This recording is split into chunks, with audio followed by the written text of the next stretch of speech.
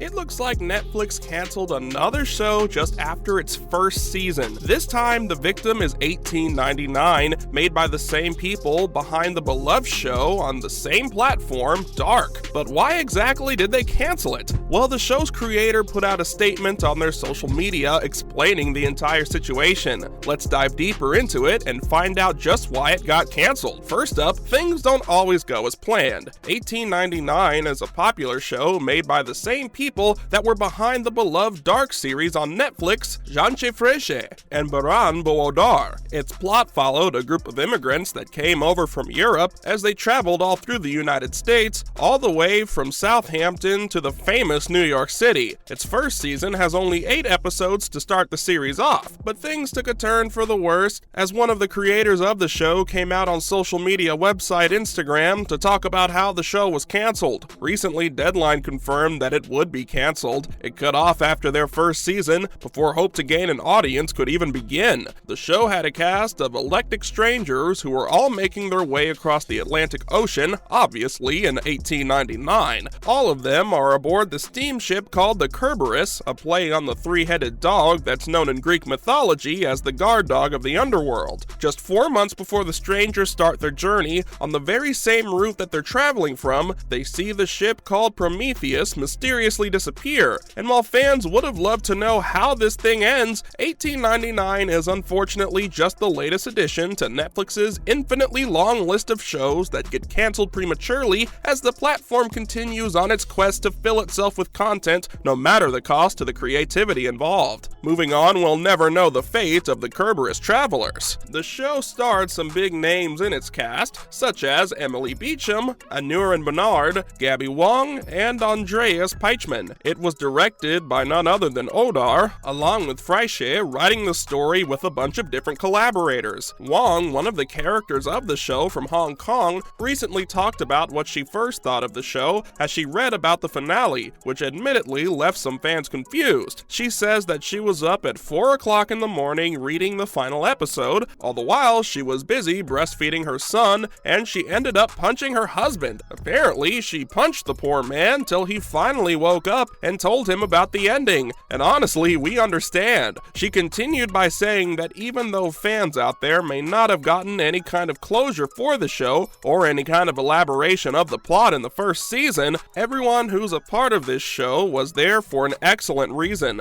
Unfortunately for her and all the other show's fans out there, we're never going to find out what happens to the travelers aboard the Kerberos unless some other network picks the show up. After the massive success that Dark saw, the future showrunners, Janche Freche and Baran Boodar, looked super bright as they made another deal with Netflix to help them work on their show in 1899. Lastly, why did Netflix cancel it? The plan initially was to make a total of 3 seasons for the show that would take viewers all over the world, but now in its first season, Netflix has sunk the show. In an interview before the show came out that one of the showrunners had with Deadline, they said that the show's future entirely depended on how many people watched it. Still, it really wouldn't be the biggest surprise ever if there were much more to the story than that. You see, neither Netflix nor the showrunners have put out an official reason as to why the show was canceled, and it's true that usually these things come down to not getting enough views for it to be worth it. But the case of 1899 seems to be much more complicated. Even though a show such as 1899 ended up putting up pretty decent numbers, a lot of other things, such as the cost required to produce such a show, weighed its chances for a renewal down. An example of this would be that production for the show took place on a newly made state-of-the-art virtual production house over in Babelsberg Studios in Germany. It's the single largest such facility in Europe,